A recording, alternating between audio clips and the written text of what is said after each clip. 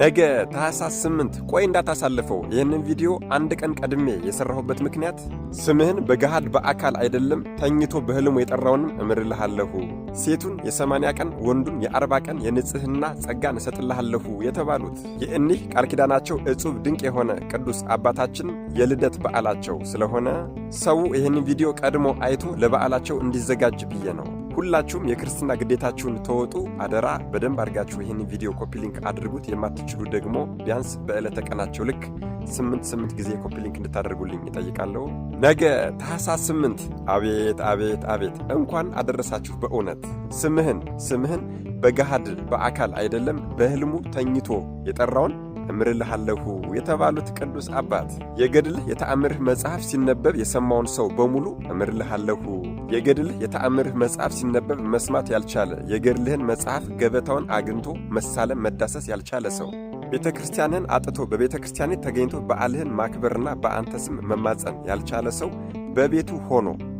በቤቱ ሆኖ የአንተን ስም ከእኔ ስም ጋር አንድ አድርጎ አዋህዶ አምላከ ኪሮስ ኢየሱስ ክርስቶስ ሆይ፣ አምላከ ኪሮስ ኢየሱስ ክርስቶስ ሆይ፣ አምላከ ኪሮስ ኢየሱስ ክርስቶስ ሆይ እባክህን ይቅር በለኝ ብሎ 3 ጊዜ እየሰገደ ቢማጸነኝና አባታችሁ ሆይ ቢል እምርልሃለሁ፣ ፍጹም የሆነ ሰላምንም እሰጥልሃለሁ የተባሉ ቅዱስ አባት ልጆቹን በአንተ ስም የጠራ እምርልሃለሁ።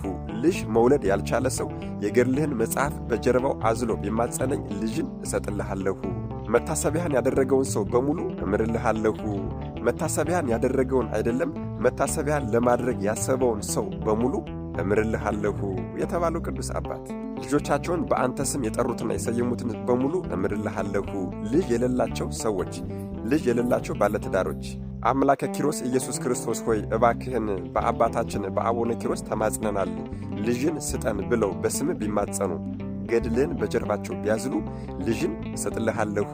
በዓልህን ያከበረ መታሰቢያህን ያደረገ ዝክርን የዘከረ ሰው በሙሉ በፍጹም እምነት ይሆንልኛል ይደረግልኛል ብሎ በቃል ኪዳን ከተማመነና ከተማጸነ የ40 ቀንና የ80 ቀን የሕፃን ንጽህና ጸጋን እሰጥልሃለሁ የተባሉ ቅዱስ አባት መንፈሳዊ አባታቸው አባ በብሉዳ በአንበሳ አፍ ተበልተው ተሰብረው ቢሞቱባቸው ጌታዬና አምላኬ ኢየሱስ ክርስቶስ ሆይ የመምህሬን በአንበሳ አፍ ተበልቶ ተገሎ ተሰብሮ መሞት ምክንያቱን ካልነገርከኝ እዚህች ምድር ላይ ላልነሳ በሕያው ስምህ መያለሁ ብለው ለ40 ዓመት በሆዳቸው መሬት ላይ ተኝተው ጸሎት ያደረጉና የተጋደሉ ድንቅ አባት ምን ይሄ ብቻ ለመምህራቸው ለአባታቸው ለአባ በብሉዳ መሞት ምክንያት የሆነው መነኩሴ ራሱን አጥፍቶ ሙቶ የሲኦል አበጋዞች መጥተው ነፍሱን እየተናጠቁ ወስደው ገሃነመ እሳት ውስጥ ሲከቷት ቢመለከቱ እንደገና ለ40 ዓመት የጋለ ባልጩት ድንጋይ ላይ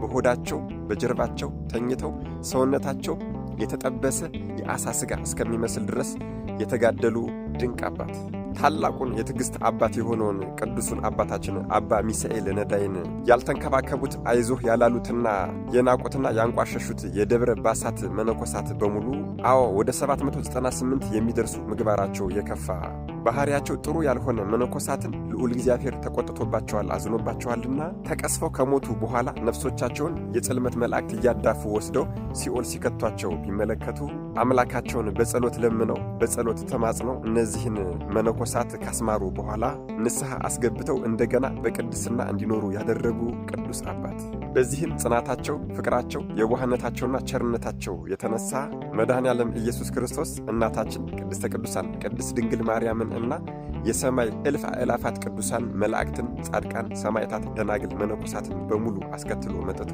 ነፍሱን ለወንድሞቹ ቤዛ አድርጎ የሚሰጥ ነፍሱን ለወንድሞቹ አሳልፎ የሚሰጥ እንዳንተ ያለ ወዳጅ በፍጹም አላገኘሁምና ለሰው ልጆች ስላለ ጽኑ ፍቅር እኔ በራሴ አንደበት መሰከርሁልህ ያላቸው በዚህም የተነሳ ደግሞ ፍጹም ባለሟልነትን ከእኔ አግኝተሃልና ስምህን ከስሜ ጋር አዋህዶ በቤቱ ሆኖ 3 አቡነ ዘበሰማያት አባታችሁ ሆይ ያለውን ሰው ፍጹም የሆነ ምሕረትን እሰጥልሃለሁ።